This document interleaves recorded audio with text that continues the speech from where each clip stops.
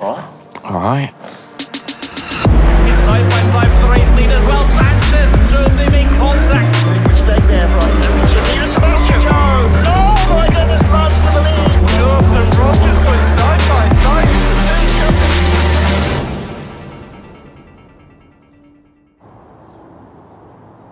I've lived here my whole life. I have memories of like riding up and down this road on bikes, and you know where you put a little can in between the rear tyre to make it sound like a motorbike. Yeah, we'd drive up and down this road a bit doing that. My name is Sebastian Job. I'm a professional sim racer for Red Bull Racing Esports. So esports is basically just competitive gaming, you know, competing against the best people out there.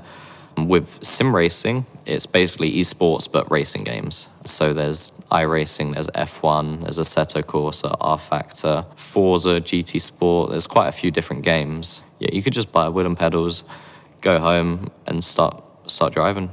It's as simple as that.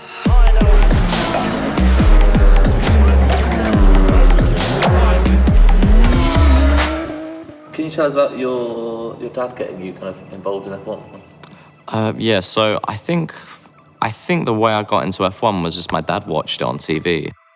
I don't remember exactly how, but I clearly must have enjoyed it because I remember like being quite emotional about some of the results.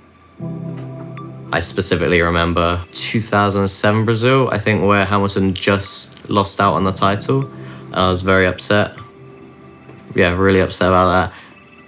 I think that second Christmas when he was 2, we bought him like a lorry filled with lots of tiny, tiny cars.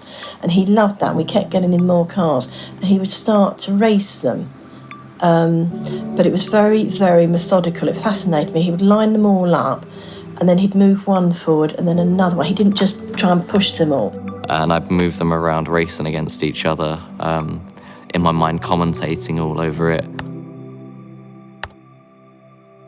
I have in my room, just about squeezes in, I have a 3-screen setup. So the base aluminium profile is a SimLab P1 rig. I intentionally got the most sturdy thing I could because what we have here is a very, very powerful SimiCube 2 Ultimate motor, which, as far as I know, is probably the most powerful wheel you can get. So yeah, this has pretty much become standard now. I've pretty much had to reinvest all of my winnings from last year that I got for coming third in the championship and put it into building this so that I can then try and get first in the championship this year. So the series I compete in is the Porsche Tag Heuer Esports Super Cup. After 6 rounds, I'm currently leading the series. The winner gets $50,000 for the championship, but each round you get extra winnings as well. I think it's $1,000 for first, $400 for second, and $200 for third. I think I should win it. I'll be very disappointed if I don't. But it's gone well so far, so there's no reason it will change, I hope. This never used to be possible as a job, really, until the last 2 years, until the F1 teams came along. Red Bull, for example, they allowed it to become a full-time job, you know, where we can actually have salaries. And now it's started to become a proper esport because of it. In esports, I think there's some pretty good money. Definitely more than the average person would expect, I think. Sim racing is getting there very quickly. The prize money is just shooting up.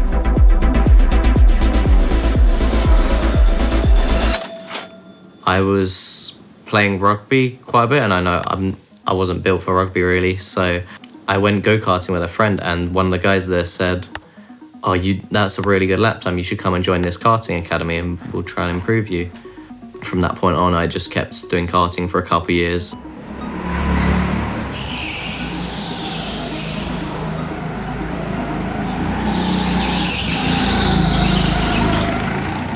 I won this little local championship, and the prize for that was an outdoor track day in a junior Rotax kart, and then a couple of years later, when I was a bit bigger, we got a senior Rotax one.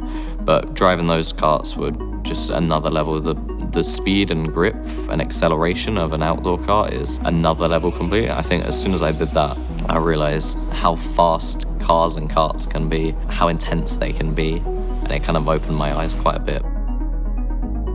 When he went karting, that was quite challenging because of the distance we had to go, and It was long, cold days and things like that, but it was great to actually see him progress. I thought this is all I want to ever do in my life, but I knew it would be incredibly expensive. I think you're talking thousands for, and if not tens of thousands for a season. I believe when it gets to the top level European championships, you can be talking hundreds of thousands, which is just crazy money for karting. And they wanted him to do outdoor karting, but we just couldn't afford it. And I explained that to Sebastian. And he took that really well. And that's when he really started getting into the sim driving. He'd been dabbling a little bit, but he really pushed that because he knew he could do it. Martin and I were very wary, shall we say, because I thought, your schoolwork's important. Never, ever thought that he could be racing and making a career out of it. We just thought it's a nice bit of fun, but you're spending a lot of time doing it. I remember playing racing games a fair amount when I was younger. I remember I think it was a PS2, playing Taka Race Driver.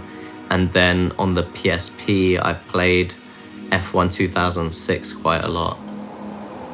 Formula 1 06 is in there. So now I only do racing games as a job. I don't just hop on for a bit of fun.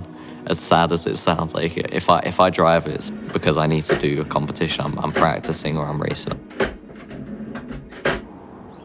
I think you need to look back at when he was first starting this racing. He was using a computer that he built himself. He was sitting at an ordinary desk with a dining room chair. His pedals were screwed down to a board. The actual steering wheel he had was screwed onto the desk. And it was, nobody should be able to drive like that. I was racing on a desk before with kind of mid-level wheel and pedals, so I upgraded everything, and then I was like, there's no excuse if I don't win next year. I'd like to think it's potentially a way to get into motorsport in the future. I think it would make the level of drivers increase hugely, because instead of, let's say, 1% of people that can afford to get into karting, you now have, let's say, 80% of people that can afford to go into sim racing, and suddenly you have a much bigger talent pool there. And if you find that right person, then the drivers are going to get better, and there's no reason the next best F1 driver couldn't come from esports, I think, with the right training.